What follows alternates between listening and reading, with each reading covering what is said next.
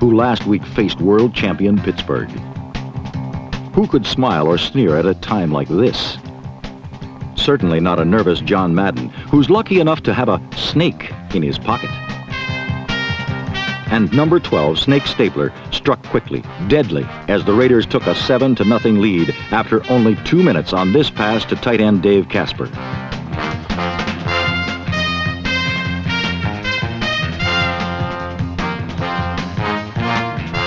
The Steelers forged ahead on this exquisite Franco Harris run and lateral to John Stallworth, who scored to make it a 14-7 Pittsburgh lead.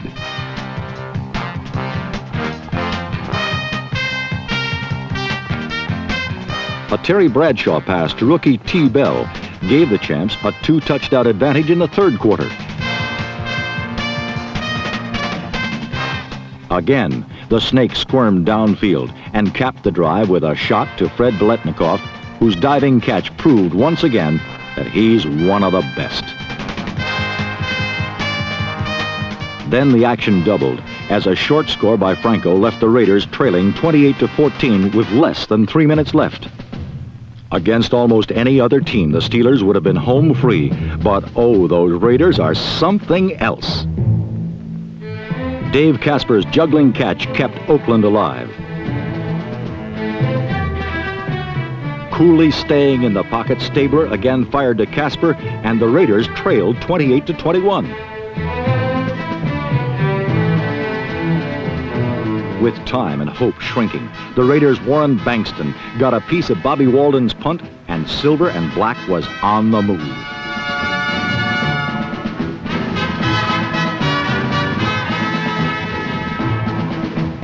This, then, was the crucial play. A 4th and 10 do or die. And suddenly, Stabler was in the sights of number 75, Mean Joe Green. But the Snake is slippery.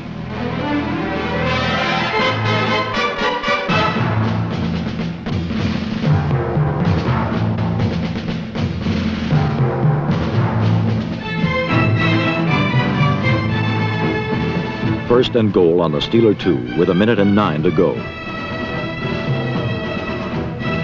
And what have we here but a snake slithering in the short grass to make the score 28-all. A quick interception, and Oakland was in scoring range again, where with 18 seconds left, a rookie named Fred Steinfurt got his first look at what it can mean to be a Raider. For Steinfurt, it was a hero's welcome. For the Steelers, a 31-28 stunner. A game that was not without some heated accusations and controversy. In all likelihood, these teams will be meeting down the road a piece in a more important battle. But, as they say, this one put the fat in the fire. Have been a big part of the Raiders' tradition, along with a commitment to excellence and pride in poise. But when they opened the '76 season against the team of the '70s, the Pittsburgh Steelers, they were in trouble. Their defensive line was decimated with injuries. And from the way the game began, there was no indication that these same Raiders would go on to win their first Super Bowl 4 months later. After the Steelers mounted a 28-14 lead with 3 minutes to go, it appeared they were on a fast track to their third straight Super Bowl. The Raiders were stripped of everything, except their will to strike back.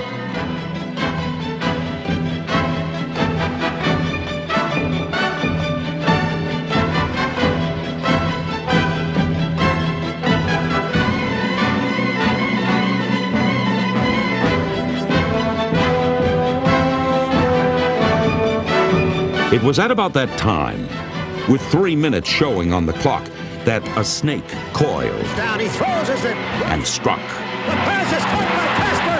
Touchdown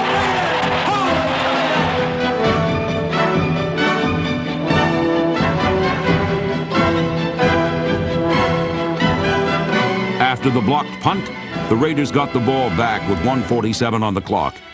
And after 3 straight incompletions, the snake, Ken Stabler, made a key 4th down connection. Trying up the left side, could be picked off, but it's caught by Graves between 2 men. He's over the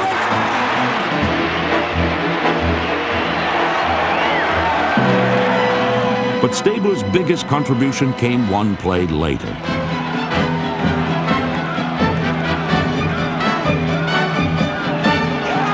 The touchdown tied the score.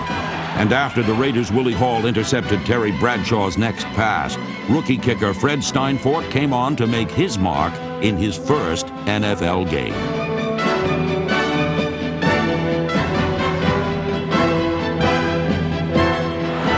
The Oaklanders continue to live by the veritable, the terribly cliched skins of their collective teeth. On opening day, the Pittsburgh Steelers found the Raiders long on injuries, short on excuses, primed and ready. Ken Stabler's touchdowns to Dave Casper and Fred Biletnikoff, number 25, helped earn 440 yards against the steel curtain. Still, Oakland trailed by 14 with only 5:35 remaining. Without standout veterans Art Toms, Horace Jones, Kelvin Corver, Marv Hubbard, and others, able coach John Madden's Raiders fought back courageously, defying adversity, time, and the Steelers.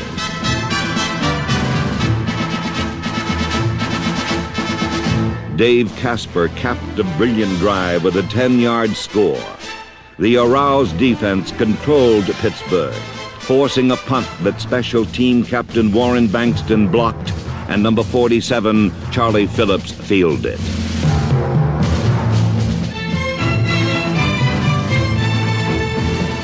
The great Oakland fans had learned to expect heroic rallies from their Raiders, for these wearers of the famed silver and black were veterans of pressure situations, at home with dramatic last-minute victories. Stabler bootlegged, tying the score at 28 with just 59 seconds left. Then Dave Rowe deflected a pass that linebacker Willie Hall intercepted, bringing on rookie place kicker Fred Steinfort. 1976 began with another remarkable chapter in the history of daring Raider comebacks. Raiders 31, Steelers 28. In Kansas City for a Monday night game, Raider special teams led the charge. Kicker Ray Guy, Neil Colsey, Terry Coons, Jack Tatum, Ted Kwolek, Rick Bonas, Mike Ciani, and number 61 Herb McMath relentlessly shadowed the Chiefs. On offense, Mark Van Egan, number 30, and Pete Banasak, number 40, surged for big yardage. With overpowering protection from offensive captain Gene Upshaw and Art Shell, number 78, Stabler coolly completed 22 passes. But in the fourth quarter, Stabler was hobbled after drilling Mike Ciani with a final touchdown in a 24-21 win. Houston gets hot even indoors, but more fired up was a fierce Raider defense that burned the Oilers. Giant newcomers number 72 John Matuzak and talented rookie Charles Filliar, number 77, products of football's premier scouting operation, were overwhelming. The undefeated Oilers had not yielded a touchdown in 1976, but rookie Mike Ray, playing for Stabler, changed that with scoring passes to Cliff Branch for a 14-13 Oakland triumph. When it comes to player comfort, the Oakland Raiders spare no expense. If a guy's hot, he can get an Oakland Raider Deluxe sideline shower at any time. Raider players are entitled to as much stickum as their socks will support. Most teams use the gooey stuff. Raider players keep it on their socks. Their opponents, the Houston Oilers, well, somewhat higher. The big news on the Oakland sideline was that Ken Stabler was stuck there the entire game. But a big day by the Raider defense kept the Oilers out of the end zone on 2 separate first and goal situations and held Houston to 13 points.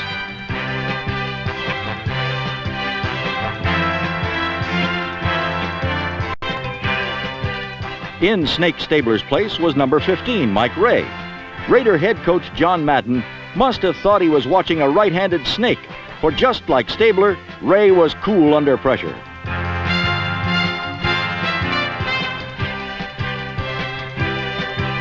He hissed his passes into the middle zones much like Stabler, and when it came time for points, he did exactly what the Snake would do.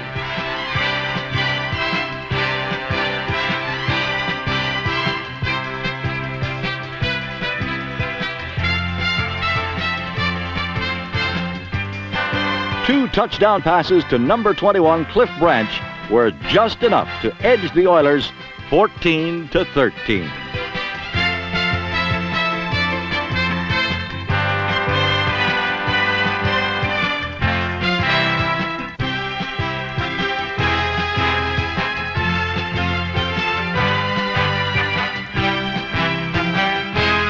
While one young quarterback had his day, A long Raider trip to New England found the Patriots inhospitable. But one taste of defeat was all this 1976 Oakland Raider team.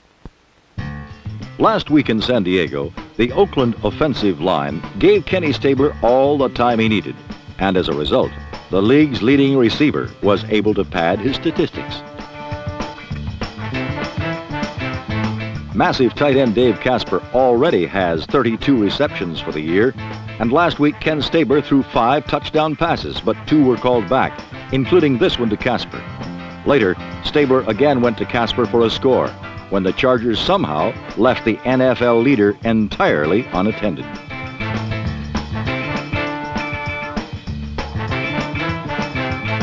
Ken Stabler clicked on 20 of 26 throws for 339 yards, about half of which were accumulated by former world-class sprinter Cliff Branch, number 21.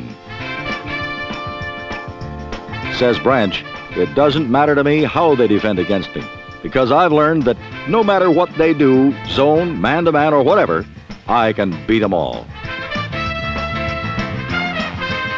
And so the AFC Western leaders broke out of their first-place tie with San Diego by winning 27-17. And now the Chargers have failed to defeat the Raiders in their last 16 tries. Would tolerate. In San Diego, the Chargers challenged for first place. Neil Colsey's punt returns gave Oakland favorable field position.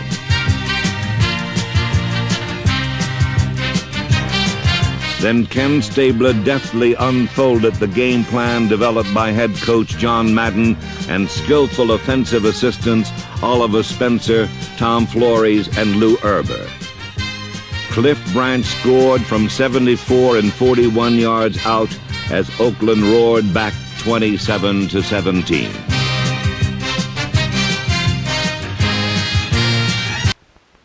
Denver's Mile High Stadium looked like a bowl of orange chrysanthemums last Sunday as the Broncos tried to regain their first-place tie with the Oakland Raiders.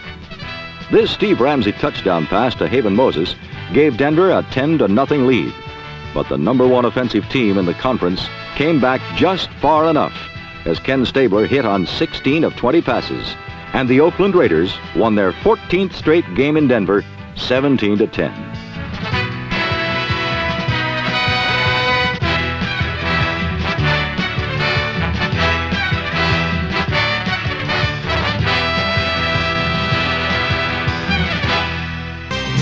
In Denver, punt coverage taught by special teams coach Joe Scannella and led by Bradshaw and Phillips corralled the Broncos.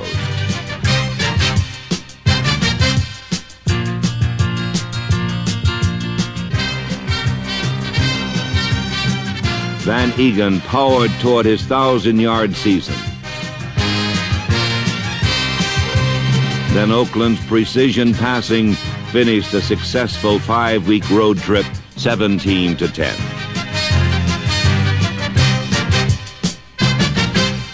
And to this end, it is the quarterback who must deliver. Defense. For these sprays tighten coverages and enable a quarterback to shatter a secondary deep.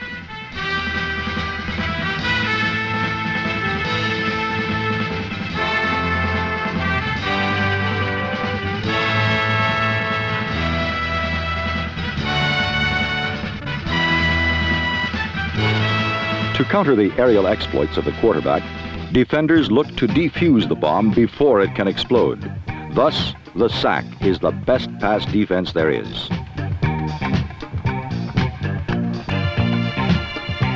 Facing the rush, a quarterback can either lose his head or else hope to slip the clutches of the rush long enough to air home a completion.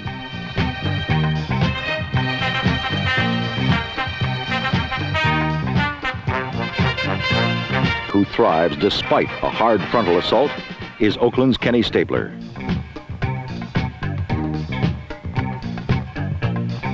Three times last Sunday, Stabler withstood Green Bay Packer pressure long enough for touchdowns, which earned his Raiders an 18-14 victory.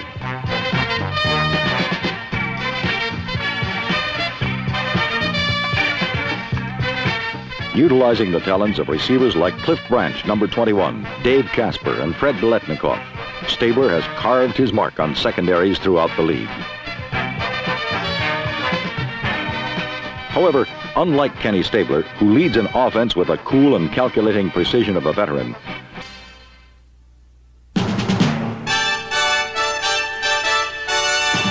Home at last, the Raiders hosted Green Bay. A scoreless battle exploded after linebacker Phil Villapiano made a key theft. In the NFL's 57-year history, no team ever had a better pass completion percentage than these 1976 Oakland Raiders. So Ken Stabler quickly went airborne, striking for 3 scores in 9 minutes. This lightning attack included an 88-yard bolt to Cliff Branch, most feared deep receiver in football today.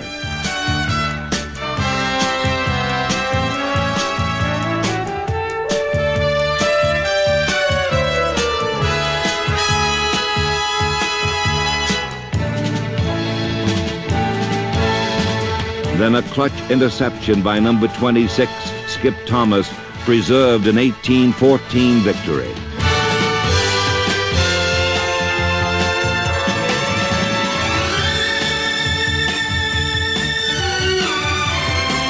Oakland now stood 6-1.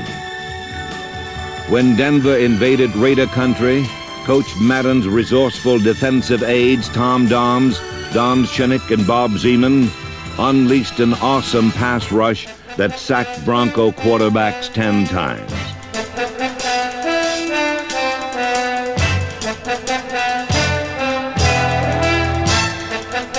Behind textbook blocking, Clarence Davis, number 28, went for 1 score. Then Raider Radio's Bill King described further action in the 19-6 win. Slot left, Raiders 3rd down now, and still 6 to go. Deep bomb being thrown to Biletnikoff up the left side. Leaping catch, end zone, touchdown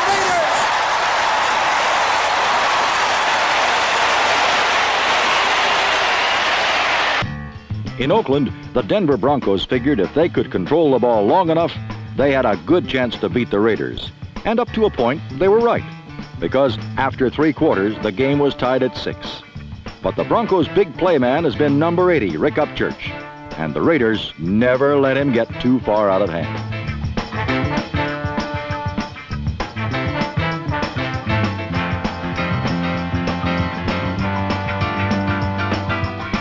Denver never did score a touchdown, partly because number 10, Steve Ramsey, spent a good part of the afternoon on his back. In fact, Oakland's blitzing defenses accounted for the staggering total of 10 sacks, and at times, it seemed pointless for Ramsey to even try to get up.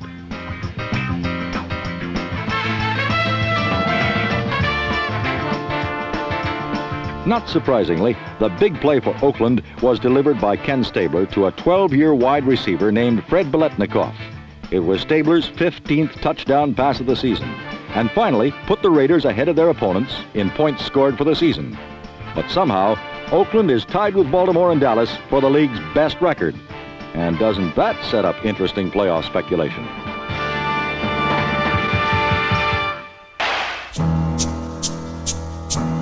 Then east to Chicago, where Otis Sistrunk, Dave Rowe, and Ted Hendricks chilled NFC rushing leader Walter Payton and the Bears' offense even more than did the winter weather.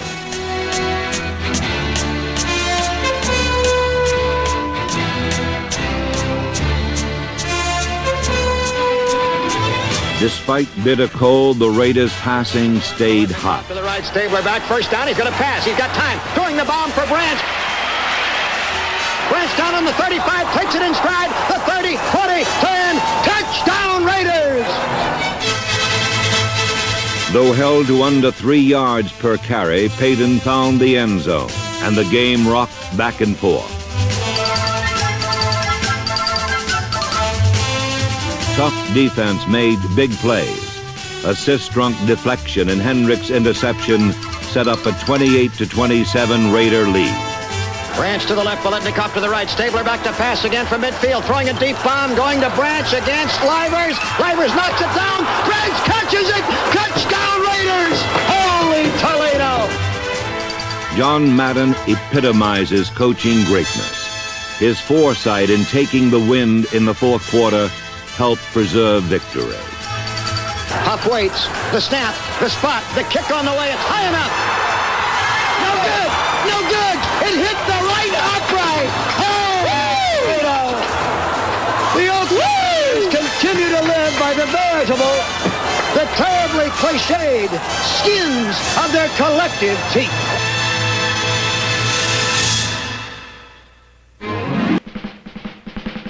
Dreams, once so real with the season's beginning, sometimes lose reality amid the crunch of a November afternoon.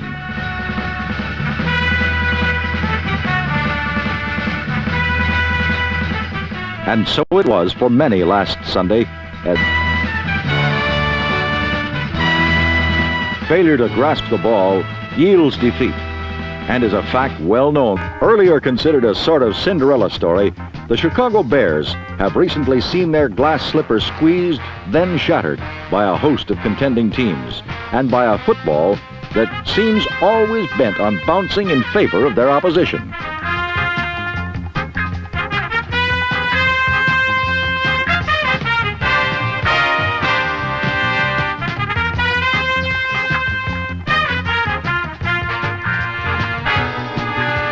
Last Sunday, it was the Oakland Raiders who benefited from the Bears' misfortunes, the most prominent of which came when an apparent Chicago touchdown by number 71, Roger Stillwell, was canceled by an errant official's whistle.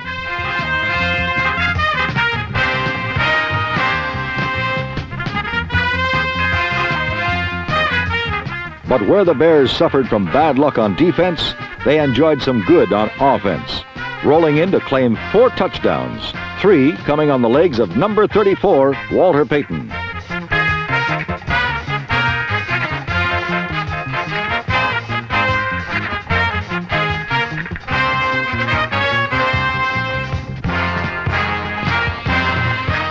While the Bears, for the most part, steadily ground out drives to consummate scores, the Raiders' Kenny Stabler elected to put Oakland on the board with long strikes to speedster Cliff Branch.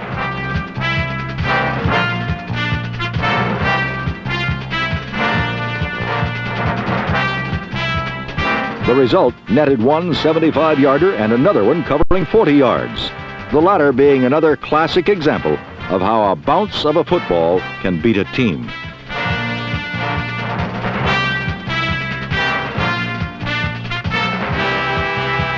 Cliff Branch's masterful catch placed Oakland in the lead 28-27, and it seemed as though fate had dealt the staggered Bears its cruelest blow. Yet in the game's final seconds, and with victory still attainable on a 31-yard Bob Thomas field goal, fortune teased Chicago one final time.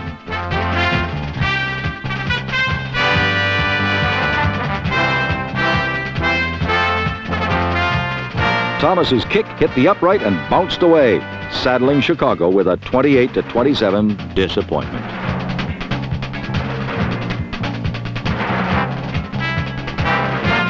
To the winners go the breaks, while the losers are left to wonder why. The Chicago Bears, like many other teams throughout the NFL, have seen the fruits of a promising season soured by misfortune. Still, all must continue to try in order to realize the ultimate goal, victory.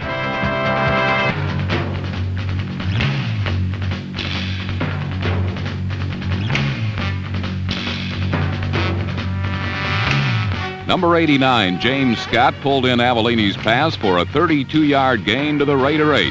And 2 plays later, Walter Payton finished the drive he began by following playbook perfect Bear blocking into the end zone.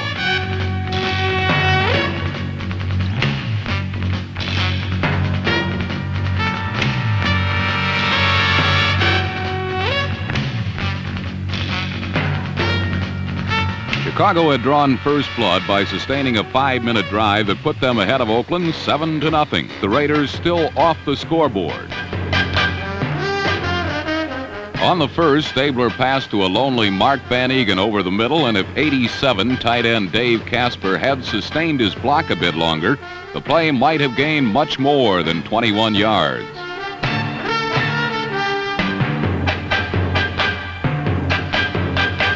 After penetrating Bear country for the first time today, Oakland was stopped on 3rd and 1 when linebackers Wayman Bryant and Tom Hicks tackled Pete Banaszak for no gain.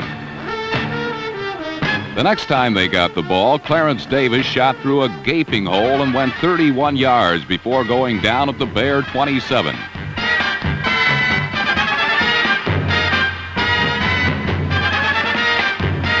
But again, the Chicago defense stiffened, and when the Raiders' new kicker Errol Mann tried a field goal, it was blocked by Chicago's Bill Knox.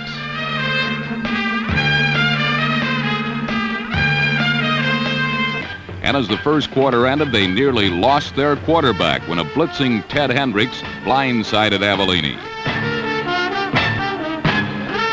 Mark Van Egan's rip up the middle put Oakland close to the Chicago goal, and on the very next play, Stabler passed over the middle to Dave Casper for the touchdown that tied the game.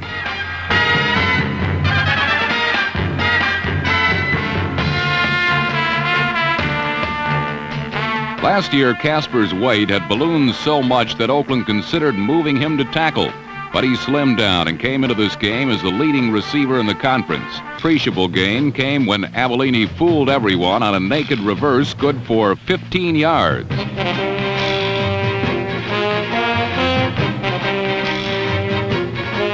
Though the Chicago attack went nowhere on this possession, the Bears got the ball back immediately when Van Egan coughed it up and Wayman Bryant recovered on the Raider 32. The diminutive Payton between him and the Mad Stork, Avellini calmly waited, then threw to Brian Bashnagel over the middle for 17 yards. The unlikely figure of John Matusak, number 72, arose and halted the Bears' momentum. First catching Payton for a loss of 5 yards, then throwing Roland Harper for a loss of 2. The former number 1 of the Oilers had fallen on hard times before Oakland rescued him. And today their gambles seemed to be paying off. To Livers and the Bears, the time had come.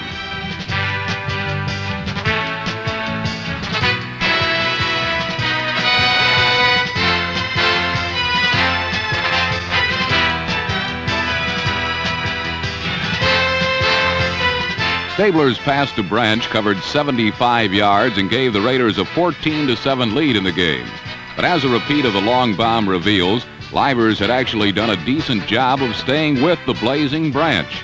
If the cornerback had been more aware of where his opponent was, the reception never would have been made. But it was, and the Bears now trailed by 7. Better shot at 3 points. The call, not surprisingly, went to Payton, who ran right into the arms of Ted Hendricks, one of a myriad of tackles the Mad Stork made in the first half. With 8 seconds left in the first half, Bob Thomas attempted a 33-yard field goal, but the result speaks for itself. Walter Payton was playing this game with an injured ankle, and in the second half, a combination of Oakland defense and a chill factor that made healthy joints ache had him visibly limping every time he carried the ball.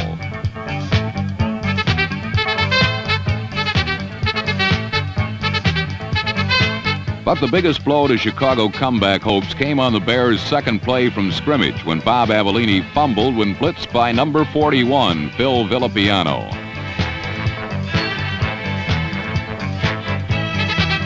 Dave Rowe recovered for the Raiders on the Chicago 20, and after 3 Mark Van Egan runs carried to the 2-yard line, Clarence Davis followed number 63, Gene Upshaw, to a touchdown.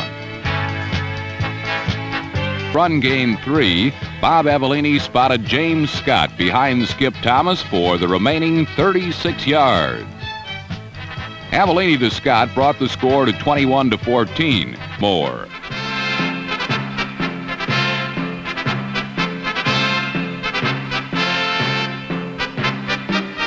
A perfect onside kick by Bob Thomas was recovered by Brian Baschnagel at midfield.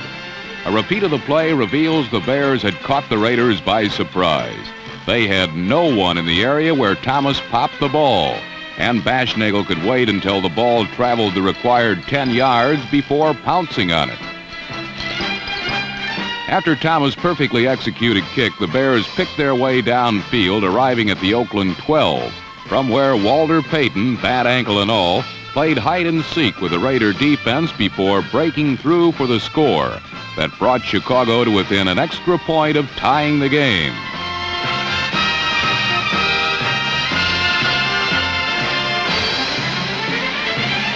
Such runs have become routine for Payton.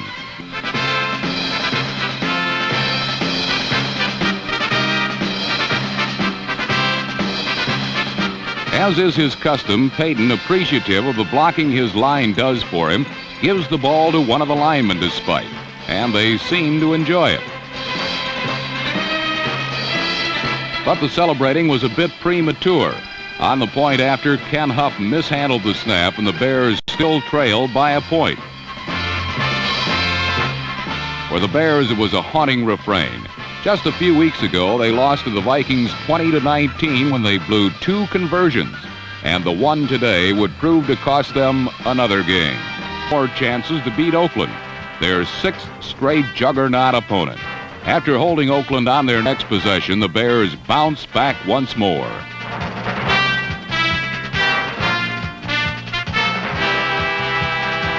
Late in the third quarter, a 36-yard pass, Avellini to Roland Harper, had Chicago in close. And from the 2, Walter Payton barged in for a 27-21 Bear lead.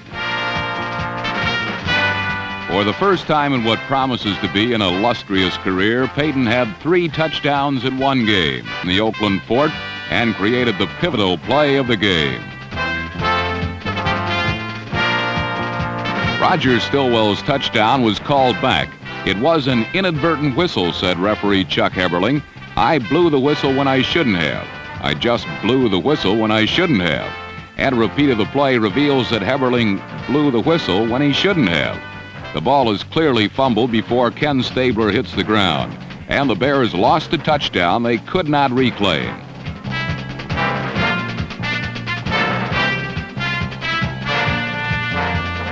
Chance number 1 to put the game away was gone.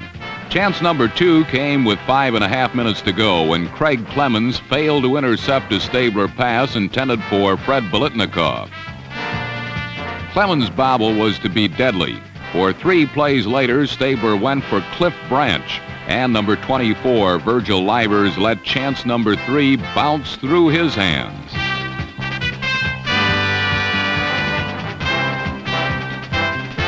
Livers' missed interception was obviously far more costly than Clemens, for it resulted in a 49-yard touchdown pass that put Oakland in front 28-27.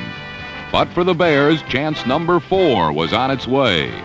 Into the tricky winds, Thomas thought he had done it, but the ball would hit the upright, touching off a weird succession of events between Holder Huff and Raider Rick Jennings.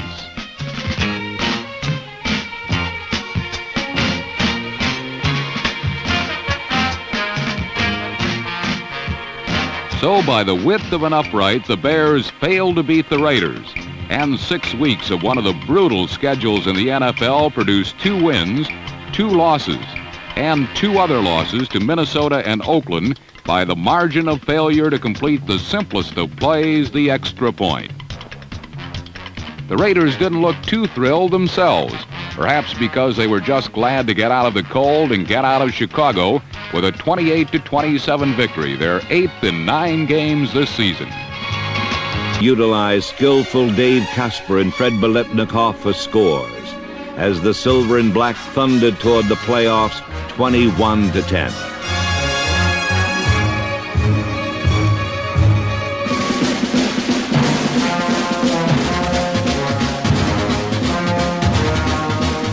In historic Philadelphia, the Raiders rang the bell on defense and offense to give Coach Madden his 8th. Kenny Stabler was intercepted 4 times by the Chiefs, but still threw for 2 touchdowns as the Raiders continued to live and win with the pass. With 1 touchdown to Fred Biletnikoff and another to Dave Casper, Stabler ran his total scoring tosses to 20 tops in the entire NFL.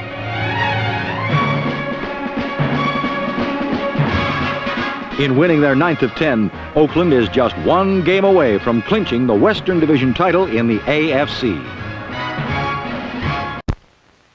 The Oakland Raiders came to Philadelphia confident of expending little energy and fully expecting to clinch their 5th straight championship in the AFC West. With the help of a non-existent Eagle offense, the Raiders attained both goals without breaking a serious sweat. The Silver and Black tuned up for the playoffs by stampeding into Roman Gabriel's pass pocket and ruining the big quarterback's 1976 debut.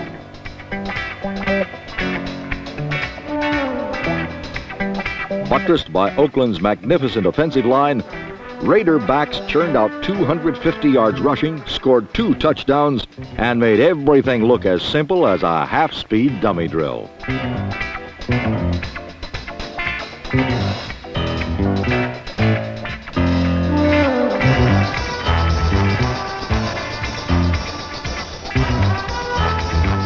With quarterback Ken Stabler throwing sparingly, but as usual, effectively, the Raiders won 26-7. Instead of throttling back, the Raiders intend to shift their momentum flush forward to ensure home field advantage in the playoffs. In Oakland, they believe neither snow, ice, wind, rain, or the hot breath of their challengers can stay their appointed destiny.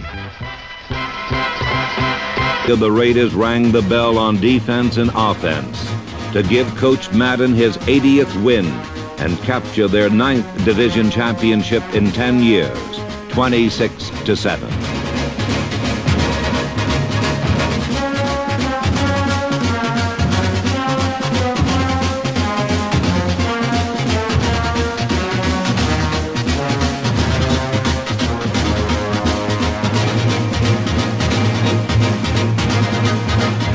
Home against Tampa Bay, the Raiders rolled to victory number 11, their 6th in a row.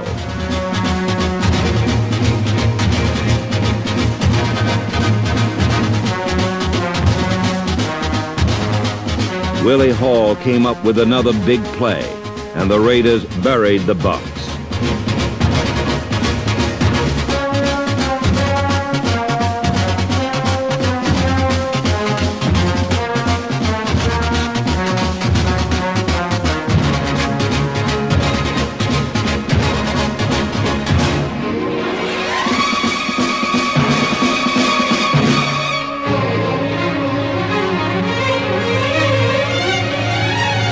Mike Ray to Mike Ciani closed out the 49-17 display of Oakland power, prowess, and play. Meanwhile, out in Oakland, winless coach John McKay had the demeanor of a man wearing metal underwear in a thunderstorm. He didn't expect to win, but some of his players didn't either. However, the Bucs did manage to ring up 16 points against the proud, poised, and playoff-bound Raiders. But for most of the afternoon, Tampa Bay signal caller Steve Spurrier was rolling around the Oakland Coliseum floor like a playful kitten, all rolled up in a ball of silver and black yarn.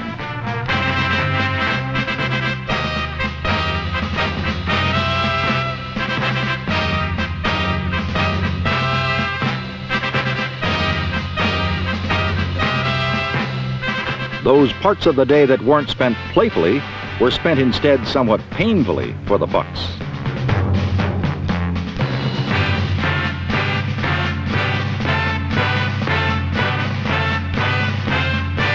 Throughout the afternoon, Spurrier seemed somewhat tentative, like a man walking the plank over shark-infested waters. And number 39, Willie Hall's theft, pointed out some weaknesses in Buccaneer fundamentals, such as tackling.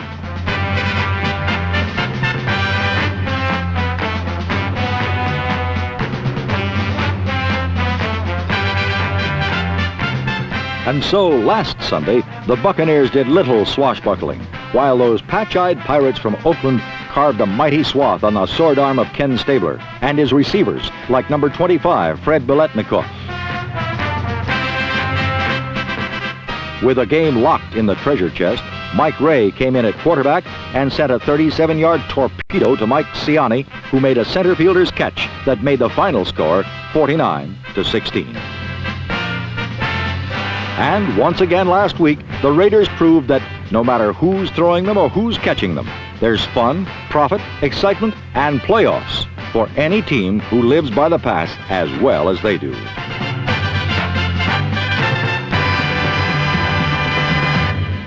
Off promise. Then a huge TV audience learned an unforgettable lesson about these mighty Oakland Raiders. By losing, Oakland could deny Pittsburgh the playoffs. But the Raiders know only one way to play: to win. Victory is a way of life for the silver and black. Rick Jennings' kickoff return started it off. The rest was pride and poise, preparation and performance.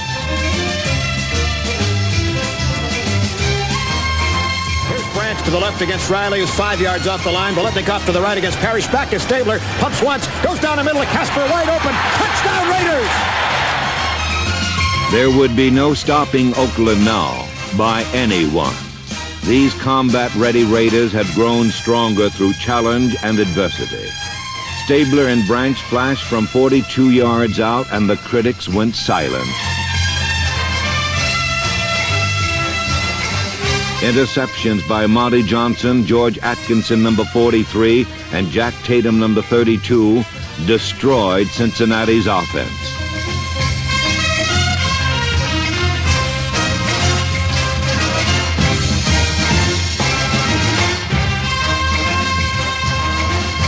And then the Raiders calmly shouted Bengal playoff hopes as Stabler and Biletnikoff clinched win number 12, 35-20. Ball at their own 27-yard line. Stabler. His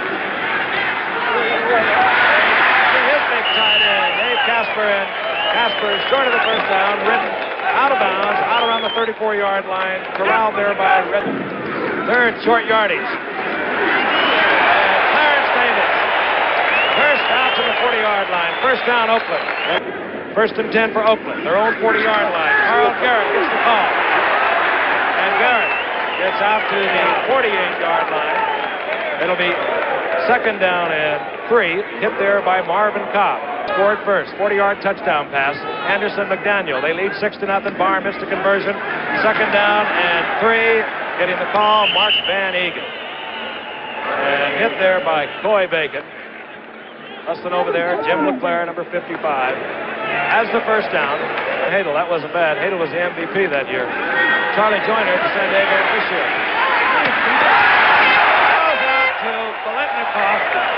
I couldn't see the number, but I saw the style. That's his 39th reception. Isn't that something? He gets the first down, one more, and he will have 40 for the 10th consecutive year. A remarkably gifted athlete. Yes, the ball is back at the 46-yard line.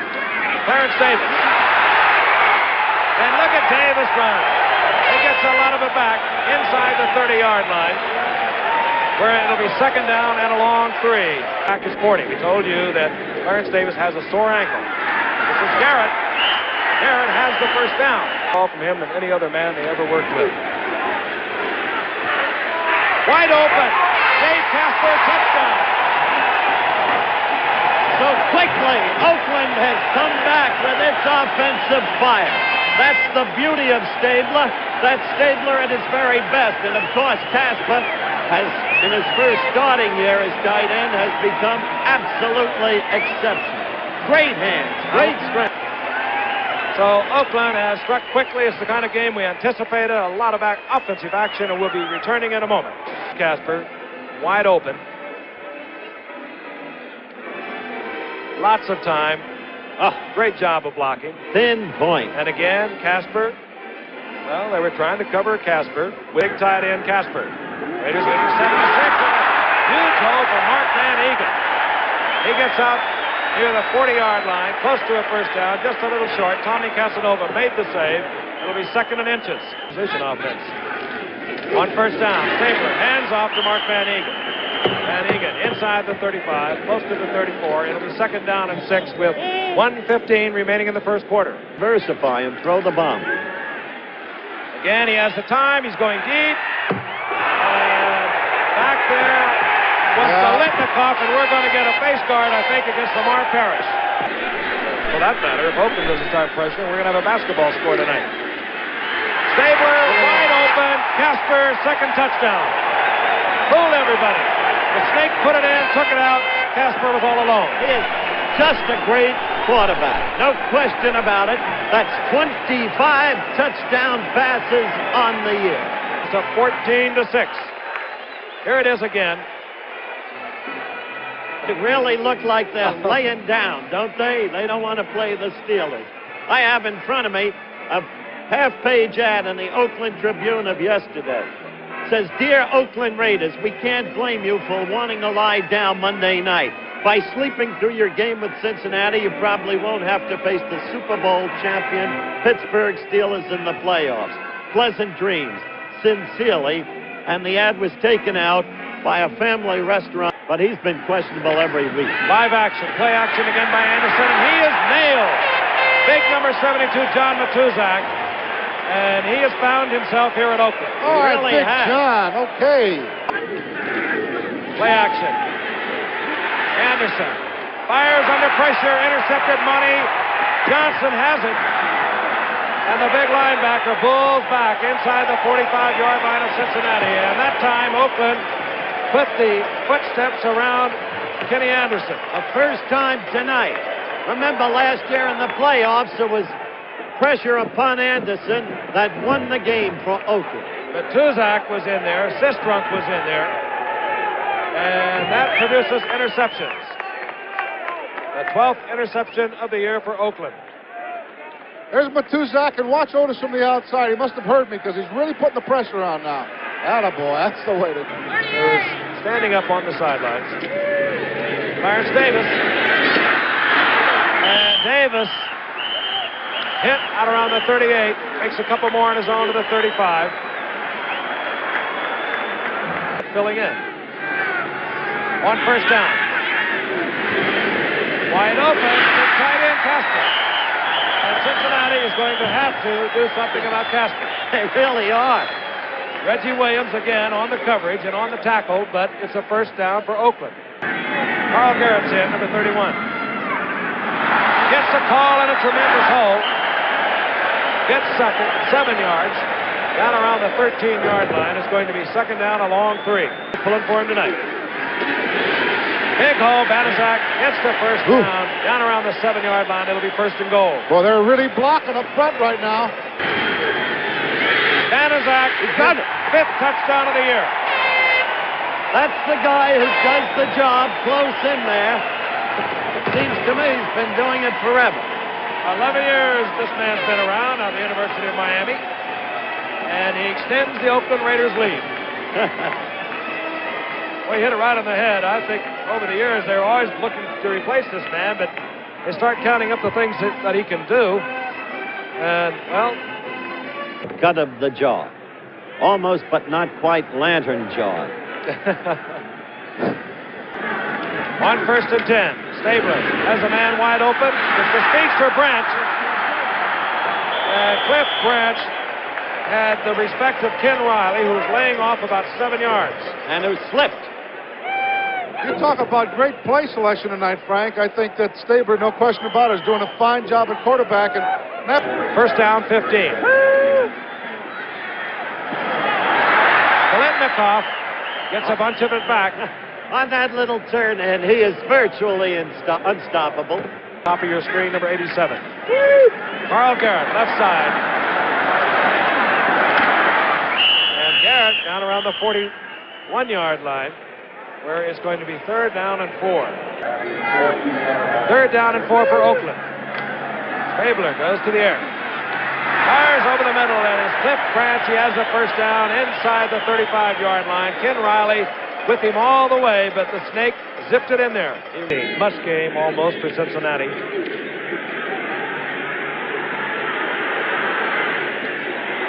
And Cliff Branch makes a dazzling catch short of the first down. He had all day, all night, and could have had all year to throw that ball. Well, look at Dalby, 50. 63 is Upshaw. 64 is Beeler. And they protect their man. And Stabler goes with another timeout. So Earlman came in on the 8th game. Garrett is in motion. The handoff goes to Banaszak. He will not make the first. And the youngster from Stockbridge, Wisconsin and Notre Dame has 2 of those touchdowns of the Oakland Raiders in the first half. And here comes Van Egan, and he has the first down after the 35. That offensive line of the Oakland Raiders that dominated in the first half picks up where they left off. Third, less than a yard, the ball at the 44-yard line of Oakland. Van Egan gets the call, gets the first down, out over the 45. It'll be 1st and 10 for Oakland, and they continue to do, Howard, what they did in that first half. 1st and 10. Stabler. A lot of time, and a flag goes down as Branch is down around the 45-yard line, a gain of 8, but again, a flag is down. Flag was in the area where Biletnikoff was. Biletnikoff is claiming that he was interfered with. Avoiding the sign. On first down, Stabler back, a lot of time, going for Branch. Oh, and what a spectacular catch against Ken Riley. Cliff Branch, and he continues to amaze even the people that have watched him from the days he played football down in Houston. We'll have to try and get back into it. We'll look at it again. If you want to see a great catch, keep your eye on this one. Ken Riley did not have that bad a position. Nope. He just misjudged it. And Cliff Branch never took his eyes off it. Sure-handed all the way as he has been for the last 5 years. Oh, can he run? Look at that stride on Branch. That reception, he goes to 1,088 yards. And Anderson gets his picked off by Monty Johnson. So one turnover deserves another, I guess. And Oakland is back in possession. They'll have a 1st and 10, their own 40-yard line. And, well, you can imagine what goes on with each turn of the football in Pittsburgh and Cleveland. 1st down and 10.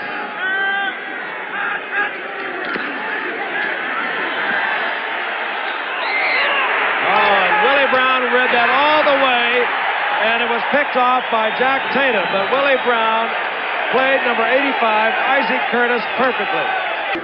Desperately trying to get back into this game.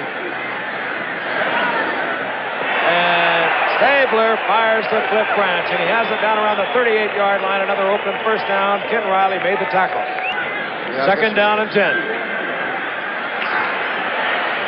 Stabler, and it's Garrett. Garrett inside the 15 to the 13. 1st and 10 for Oakland. Garrett still on his feet. And look at Carl Garrett. Garrett inside the 10 to the 8. Cliff Branch, bottom of the screen. Biletnikoff the top. Biletnikoff's open. Touchdown, Fred Biletnikoff. His 69th career touchdown. He's so old, he's doing a foxtrot out there. He's amazing. He's really amazing. And Stabler's 4th touchdown of the night. The ball touches his hands. That's it, Buster. It's not going anywhere else. Positive glue. I think there might have been a little sigh of relief. And Otis Sistrunk laid it on Kenny Anderson. 10 minutes, 35 seconds left in the ball game. A tremendous play in the clutch by a quietly aroused Oakland team. I say quietly because they weren't making a lot of statements during the week. Media people were, and fans were. Look at Otis Sistrunk right there breaking through and sacking Kenny Anderson. Out in Oakland, the Raiders, another playoff entrant, tuned up for the postseason by letting reserves like quarterback Mike Ray handle the chores. Ray fired 3 touchdowns past the bewildered San Diego Chargers secondary, including this one to tight end Dave Casper, number 87.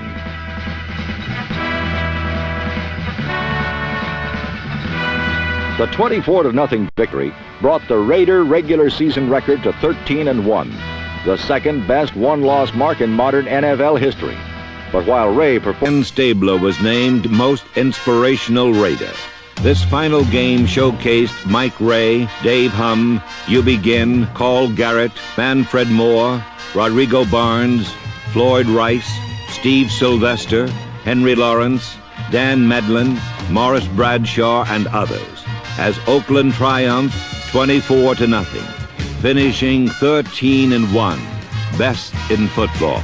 The Raiders had proved again that commitment to excellence is no idle phrase to dedicated people like Al Davis, courageous general partner Ed McGaw, players, coaches, scouts, trainers, equipment men, front office personnel, the entire organization. Together, these gallant Raiders and their magnificent fans were now bound for glory. The Raiders had not forgotten their only loss of the season, and last Saturday in Oakland, revenge was the order of the day. John Madden's Raiders had won 10 in a row, and their 13-1 record was the best in pro football. But that one loss was so staggering that no one would let them forget it. On the game's first series, it was clear to the Patriots that the Raiders meant business.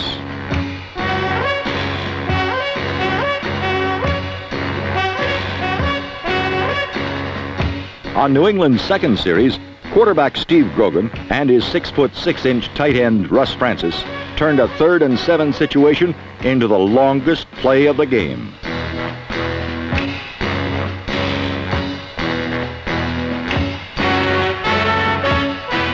In another look from our end zone camera, we can see again why Russ Francis is already considered one of the top tight ends in the NFL.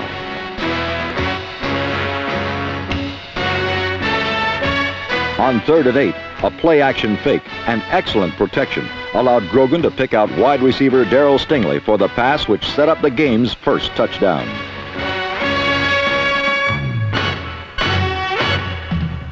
With 3 minutes left in the first quarter, Ken Stabler got the protection he needed to complete his first pass, a 22-yard crossing pattern to old reliable Fred Biletnikoff. Then, on 3rd down, Stabler faked to Biletnikoff and went to his whippet on the other side, Cliff Branch.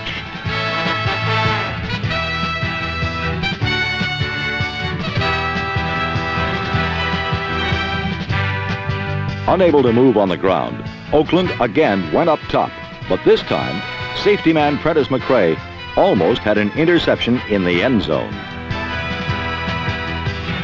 This drop cost the Patriots a field goal and the eventual margin of victory for the Raiders, while in the second quarter, this ill-fated bit of trickery by Russ Francis cost New England a scoring opportunity.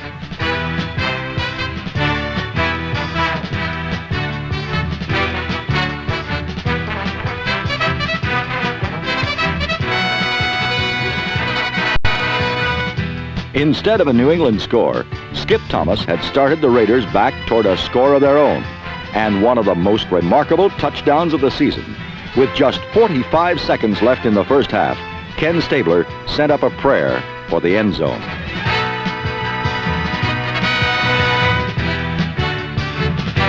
Despite the protestations of Prentice McRae, Fred Biletnikoff's catch gave the Raiders their first lead at 10-7. An end zone replay gives us another chance to admire the craftsmanship of Fred Biletnikoff, who for the day caught 9 passes for 137 total yards.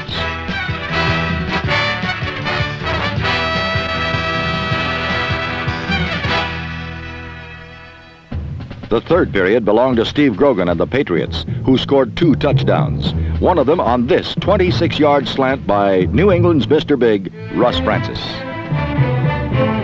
Oakland closed to within 4 in the fourth quarter, and then came 3 controversial plays which helped decide the game. First, a 3rd down play on which the Patriots claimed that Russ Francis was held. This necessitated a 50-yard field goal attempt by John Smith, which Smith could not coax quite far enough.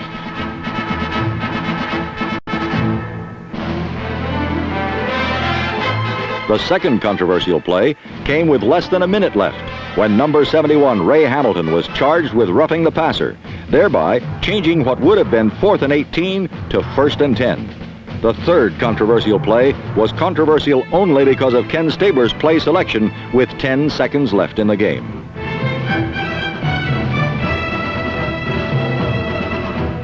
The one they call the best 2-minute man in the game had done it again.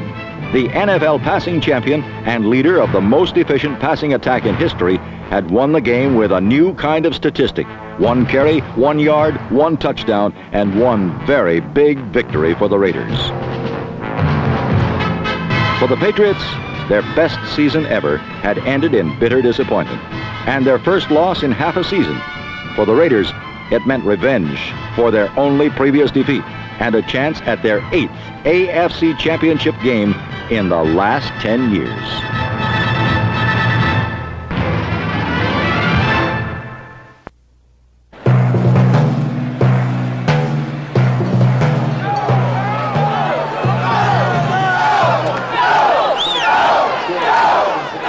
Against the Patriots in the AFC playoff, Stabler received solid protection from Dave Dalby, John Vella, and George Beeler as Oakland marched for an early field goal.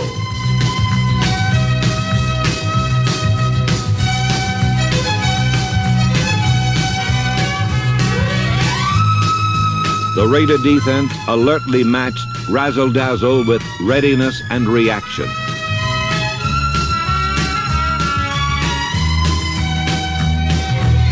Trailing 7-3, Oakland forged ahead on this catch by master craftsman Fred Biletnikoff. But the Patriots regained the lead 21-10 late in the third quarter. The valiant Raiders stormed goalward in classic drives. First, Van Egan scored, but Oakland still trailed by 4. Now only 4 minutes left, 68 yards to go. Now every Raider dug deep for the something extra that marks champions. As the Raider receiver was clobbered even farther downfield, New England was caught belting Stabler in the head. The Raiders relentlessly closed in as the game drew to a dramatic finish.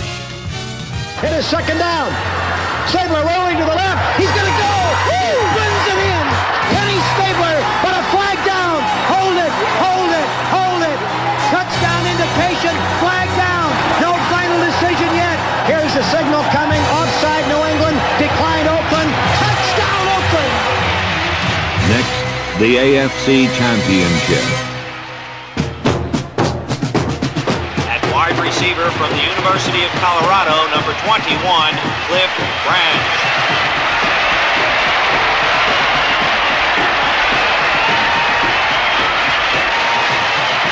Against Pittsburgh, Ray Guy was fearlessly protected.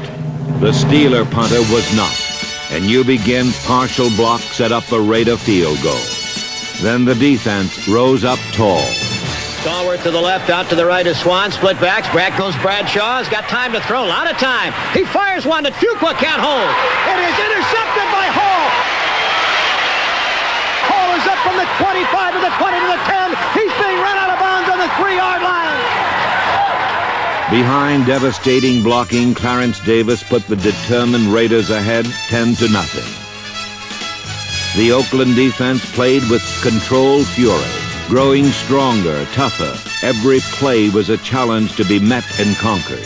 Raider execution and emotion were at a level Pittsburgh found unstoppable.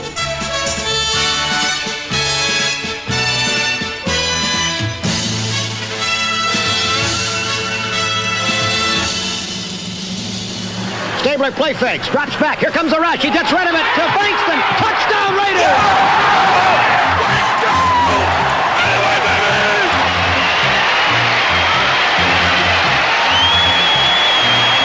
With Pittsburgh's league-leading defense on the ropes, Coach Madden went for the clincher, ensuring the Raiders' Super Bowl date with destiny.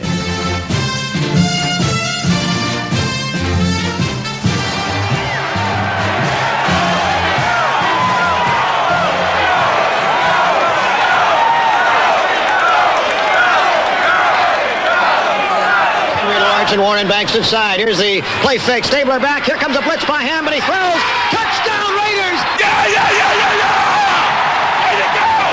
Yeah! Great call, John! Shut him down now, don't let up. The Raiders never faltered. Number 43, George Atkinson, the NFL's smallest strong safety, played with giant skills and intensity. The Raiders danced deservedly, casting a silver and black shadow across Steeler hopes. No team could deny these Raiders their place in the sun. The Super Bowl really exists for the Oakland Raiders. All along they've been thinking it was somebody's crazy illusion. 10 seconds to go. 8, 7, 6, 5, 4. The field is being engulfed by humanity. Time is run out. The Oakland Raiders have made it to the Super Bowl. Good afternoon. Second down, 7. Davis on the sweep is hemmed in and upended at the 30-yard line. He stumbled over most. Tackled by Lambert again. He's all over the field in every game, Jack Lambert. Oh. Raiders on the Steeler 30. First down for Mark Van Egan. Well, they went right over the middle, and Jack Lambert wound up in a very unfamiliar spot for him, right flat of his backs in. Ernie Holmes is out. 3rd and 7. The rush is on, and Stabler just unloaded that ball. Jack Ham. Nowhere. I don't know either, but he... It's up, and it is good. Right to the middle. Oakland scores first. The 2 setbacks. Second down and 11. It's in the... He got it. He got it. Willie Hall. He got it. Willie Hall going at the goal line and out on the 1-yard line. Willie Hall picked off the ball from the hands of Frenchy Fuqua. And the Raiders have the ball, and their defense is their shining light right now. Davis. Touchdown. Clarence Davis goes in. All right. They got one fight going down there. Look at this. Well, it's early, folks. That was Bella and Lambert going at it. Yeah, we have another timeout. 10 minutes to go in the first half. The score is Oakland 10 and Pittsburgh nothing. Pitch out. Van Egan. Van Egan hit first by Mel Blunt. Then riding along was Jack Lambert, parallel to the line of scrimmage. Hayes has come in. Good haul off for Davis. Davis to the 49-yard line of the Steelers. And then Pittsburgh took a 75-yard drive in for a score. All right. Clarence Davis breaking. They are really wiping him out. 33-yard line. Number 59 got him, Jack Ham. The edge every weekend without a loss. Did they hit him there? That was a trap. Wide open to the 20-yard line goes Clarence Davis.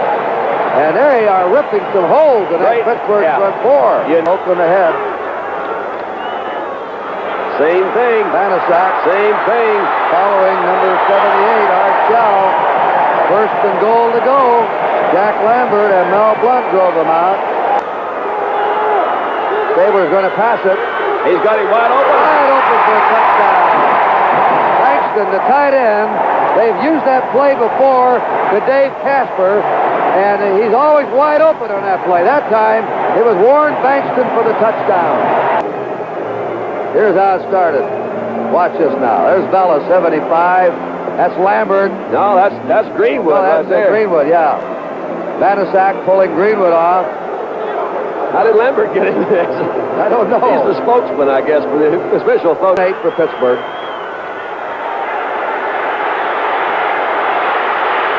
Bradshaw's pass. Nearly intercepted, intended for Stallworth, and Jack Tatum nearly grabbed it. He timed his move, came in there, and nearly picked it off. Here's the pass. Out it goes. There's Stabler read the blitz. You bet he did. He read the blitz all the way. Well, it was pretty. And hit Branch on a post pattern right down the middle. Manasak, 30. Quick hitter to the 26th of the Steelers where Lambert pulled him down. They're really doing a good job. We've seen the Raiders play, I think, 4 times this year. We have Blyer and Harris out. Stabler will throw. That's the touchdown play. There it is. Bankston caught it coming out of the tight end position. That's the same play they used for the touchdown at the end of the first half. Pittsburgh 14. Oakland ahead 17-7. They're going to see about it. They just blew him out that time. Hey, you got to check that middle linebacker. Straight ahead football. Yeah, you got a brand new linebacker in there right in the middle in particular. Let's say, well, okay, let's see. How much have you been playing this year, Marv? Vanasak takes the ball. Vanasak runs it for a first down to the 5. All right. There's Davis. 2nd and 5 for an Oakland touchdown. A play action. Look out. Stabler's pass. Touchdown. Once again, Vanasak slipped out of the backfield. Pete Vanasak, the veteran. And him hit Stabler, and he is down. And that's Stabler being attended to by Dr. Rosenfeld, the orthopedic surgeon. We're going to take a timeout. It is now, with a standing ovation for the Raiders, Oakland 24, Pittsburgh. The pass. Oh, wow. Good defensive play by Atkinson. Cleanly reached over his shoulder and flicked it away. On Super Bowl entry until today. This will be the second. Bradshaw again. Look out. Ooh. He fell it there. This truck ran over him, didn't he? Yeah, Otis says, sorry, Terry. It's a good old healthy belt. He said, I didn't do this on purpose. I was just going in that direction, and you happened to be in the way. Look at them. They're coming out. Bradshaw down to 3-2. This is the last play of the game. Lynn Swan has it, and Lynn Swan. Atkinson just grabbed him by the hand. That's the game, and it's the Raiders of Oakland, the Vikings of Minnesota in the Super Bowl, and the Raiders have finally broken the seal. Be looking for the pass now on 3rd and 5, and Stabler's going to oblige. Lots of time. He shoots it out. There's Casper, the tight end. Dave Casper, first down. You give number 12 the time, he'll nail you. He spreads them all over the field. You get him 7 for Oakland. No score. Early in the first period. Oakland ball. Good hole. Big hole. Look out. Look out. Look out. 20. And Davis the first down. It rolled out of bounds inside the Minnesota 15. Paul Krause took him out. All right. Back up in the middle. Nothing. Fumble there and a loose ball. Oakland recovered it. The Vikings lost their chance. The Raiders recovered it. Willie Hall, and he's another opportunist. He's been intercepting and recovering fumbles all year long. 6. Davis getting outside. First down, 15, 20, 25, 30. Cuts it back. Clarence Davis stopped on the 40-yard line by Paul Krause. There's some running room now for him. A 34-yard run by USC's Clarence Davis. Raiders ball, first down, no score. Late in the first period. Right over the middle he goes to Carl Garrett. Garrett out of the backfield. Crosses the 50 and gets to the 48-yard line. Matt Blair in Viking territory brings him down. Matt Blair, a number 2 pick out of Iowa State. Junior year, had a terrible knee operation. A lot of pro clubs were leery of him. Out of the pocket. Casper. There it is. At the 40. 35. Oh, yeah. And look at him work on it. Dave Casper, the tight end out of Notre Dame, who led all the tight ends in pro football this year in pass receptions, has a first down. 2:30. All right, on first down, breaking through is Van Egan. Egan crosses the 20-yard line, gets to the Viking 18. Page high, Hilgenberg low on him. The 6-yard gain. Second down, 4. Don. Yes, sir. Big drive right there. Second down. Davis trying to find a hole is at the 14-yard line in Minnesota, where 13-year veteran Carl Eller. Tries if he throws, but he didn't. First down. Whoa! Wow! What a hole! And goal to go. Vanasak, the veteran, ripping through, and Bobby Bryant had to nail him in the secondary. I think it's double team on Sutherland right in the middle. Big hole. Look at that block by Upshaw. My golly, they're pushing him around up in there. There are the total yards so far. Yard line, 24-yard attempt. And this one is up. And this one is through. It's good. And the Raiders have scored first here in Super Bowl 11 with 14-12 to go in the half. It is Oakland 3, Minnesota nothing. Up and down this field will have only 3 points. There's a quick one to Branch. Branch to the 44-yard line, an 8-yard gain. He's the man that scares you when he leaves the line of scrimmage. He's averaged 24 yards a catch this season, second only to Carr of Baltimore. Love his field goal. Second down, 2. At the 42-yard line, Van Egan is tackled by Jeff Seaman, who's been all over this field so far for the Vikings. He'll settle everything for us. Reverse time. Reverse. Davis. Good move. Outside, he cuts back at the 50 and is dumped at the 48-yard line. The Vikings gang up front. Pass time. Play action pass. Oh, he's got another guy wide open. Casper, first down, romping away. Dave Casper goes to the 26-yard line. You can see why he was picked for the Pro Bowl game in the American Conference. They split the backfield. They give it off to Garrett.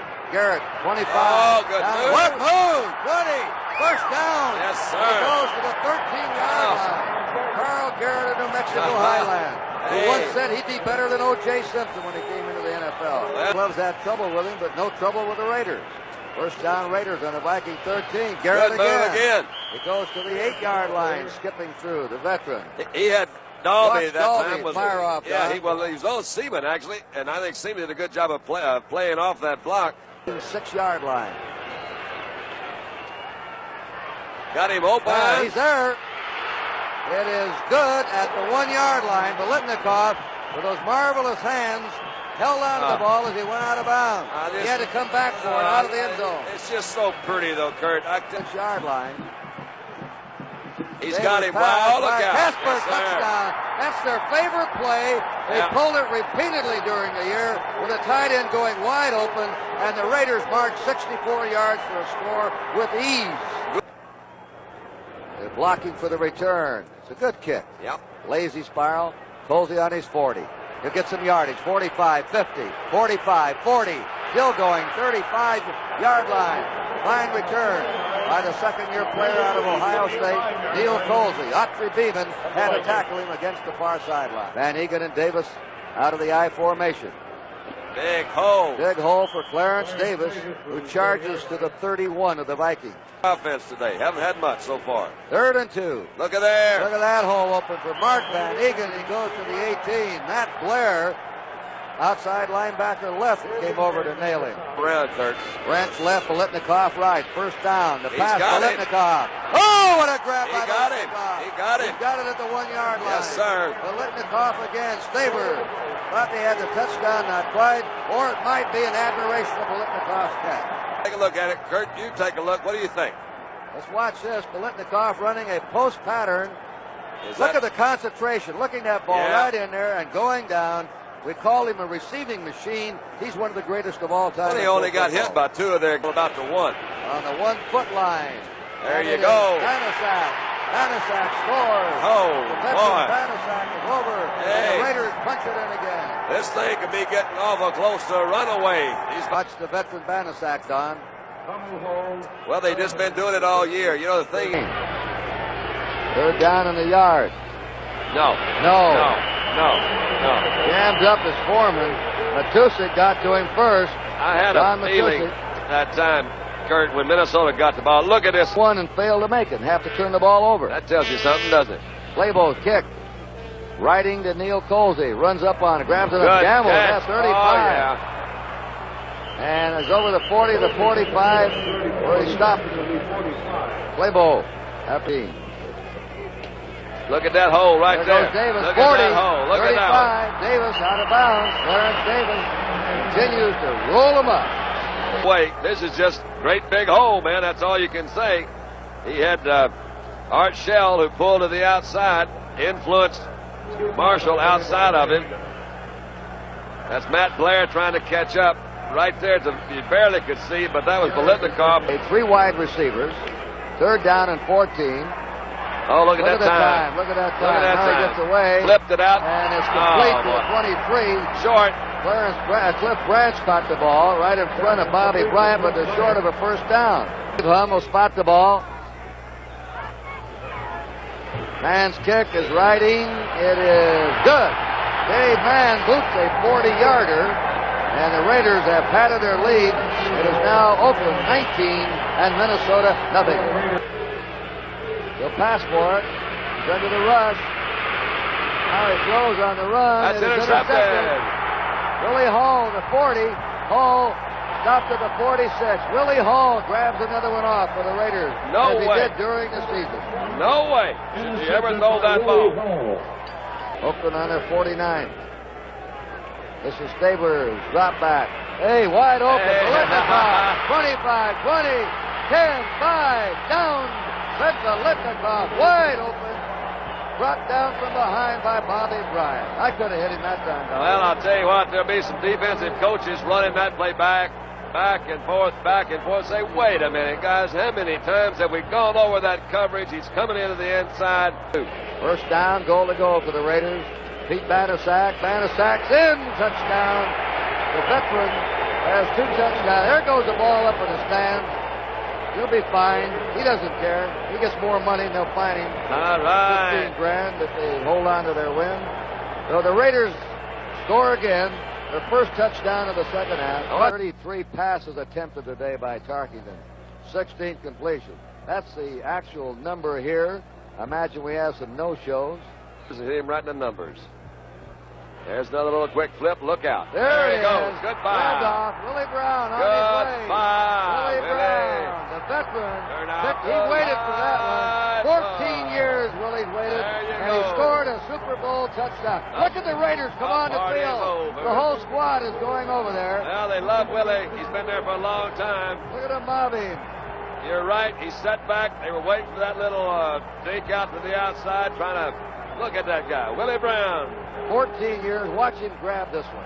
Well, it was almost picked off by Hendricks before he got out to Brown. He was trying to hit Semi White on a little quick square out. There's nothing to it. No foot race there. There's Fran made a little move after him. Sure did. A lot of people thought that they used it up against Cincinnati, too. You know, I don't think he made it. They stopped him. Yeah. That's Bonnie Johnson sliding over. They hit Chuck Foreman. Of course, they had a narrow escape against New England in the playoffs, scoring with 10 seconds to go to squeeze by that one. I think it's unfair when, you know, a lot of people say, well, the best teams are not in the Super Bowl. I disagree with that because they all play the same rules, same kind of situation, same deal, and the 2 teams that wind up here deserve it. There he is. That's the job. That's the toughest job Oakland's had today. Lifting John Madden up. They got him up there. 250 pounds. Off they go. And the Raiders have won the Super Bowl championship. They are the world champs, and they did it most decisively and very impressively with a final score, Oakland 32 and Minnesota 14. Super Bowl 11, the Oakland Raiders versus the Minnesota Vikings. From the outset for the Oakland Raiders, professional sports outstanding organization, there was never a question about the Super Bowl. This game, this season, this league, this decade belonged to the silver and black. Raider might was undeniable early, but Minnesota got life, blocking a punt deep in Oakland territory. But no panic, no break in Raider concentration and intensity. Just stop them now, get the ball back. Tarkington gives to McClanahan. Stonewall. There's a scramble. There may have been a fumble. Oakland recovers. Holy Toledo. Then 125 million people saw Clarence Davis follow guard George Beeler left. Behind the blocking artistry of Casper, Shell, Upshaw, Dalby, and Vela, Davis was en route to a 137-yard rushing day. The Raiders drew first blood after Dave Casper's catch was ruled out on an Earl Mann field goal. Next, Oakland boldly drove 64 yards to gain a 10-0 lead. Number 31, Carl Garrett, contributed key yardage.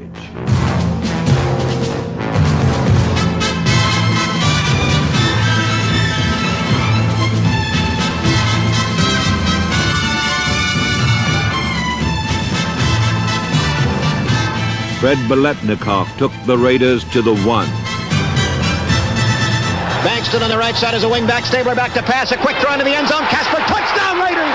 Yasha Heifetz never played a violin with more dexterity than Kenny Stabler is playing the Minnesota Viking defense this afternoon in the Rose Bowl Stadium at Pasadena. The worldwide audience now realized that time alone stood between these Raiders and complete domination of Super Bowl XI. From the one, Pete Banaszak punched it over.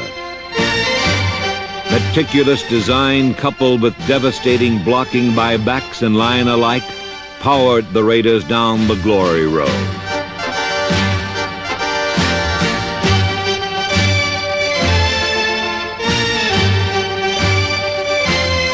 In the third quarter, Oakland moved farther ahead, 19-0, with an Earl Mann 40-yard field goal. Magnificent special teams, offense and defense. An electrifying, intimidating force in silver and black that now stands as history's best.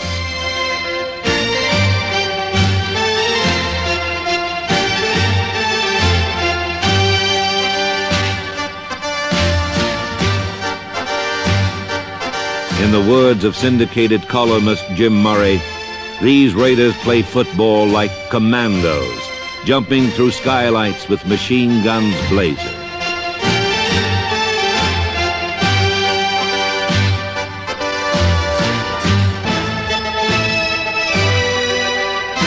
Willie Hall intercepted on the Oakland 30. Just 4 plays and the turnover equaled touchdown. The long gainer coming from Stabler to Biletnikoff.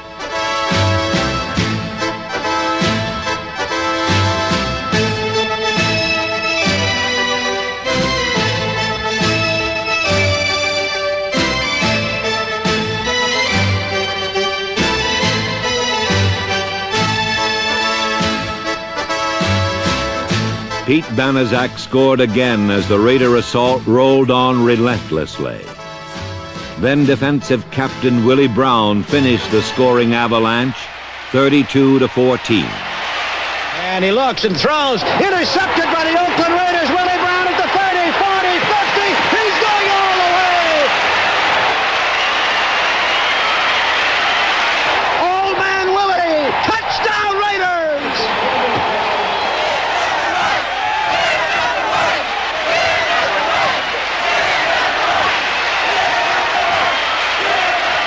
We're number one. That's it. We're number one.